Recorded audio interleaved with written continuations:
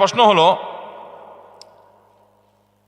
আমি অনেকবার তওবা করেছি, প্রত্যেকবারই ভঙ্গ হয়েছে, তাহলে কি আমি মুনাফিক হয়ে গেছি? না ভাই, তওবা হওয়ার পর তওবা ভেঙে যাওয়াটা অস্বাভাবিক নয়। আপনারা খুশি হবেন শুনে, আমাদের রব আল্লাহ রাব্বুল আলামিনের একটা গুণবাচক নাম হলো তাওয়াব। কি নাম ভাই? তাওয়াবের মানে জানেন? আল্লাহু আকবার। রিপিটেডলি, বারবার যিনি বান্দার তওবা কবুল করেন।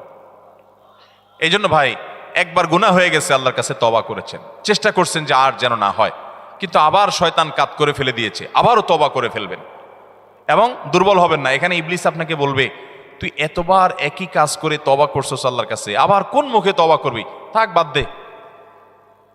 আপনার তওবা থেকে দূরে সরাবে। এটা হলো শয়তানের সবচেয়ে বড় অস্ত্র। কখনো নিরাশ হওয়া যাবে না। তওবা আগের বারের চাইতে পরের বারটা আরো স্ট্রং করবেন, যে ঠিক আছে আগের বারটা তওবা আমি দুর্বল ছিল, এটাকে আরো স্ট্রং করব, চেষ্টা করবো না ইনশাআল্লাহ। তাহলে তওবা বারবার করতে হবে, বারবার করতে হবে। ভেঙে গেলে আরো শক্ত হার্ডলি তওবা করতে হবে, নিজের প্রতি নিজে শাসন চালাতে হবে। এভাবে ইনশাআল্লাহ সামনে আগাইতে হবে। ভারতবর্ষে একজন কবি বলেছেন, আরে ইয়ে কুস্তি তো হয় অমর ভর কি, কবি ও দাবালে কবি তু দাবালে। ইবলিসের সাথে তোমার লড়াই তো সারা জীবনের। কখনো ইবলিস তোমাকে কাত করে ফেলে দিবে, তোমার দ্বারা গুনাহ করে ফেলবে, আবার কখনো চোখের পানি ফেলে কেঁদে কেটে আল্লাহর কাছে একান্তে। ভাইরা, কিছু নির্জন সময় কাটানো দরকার।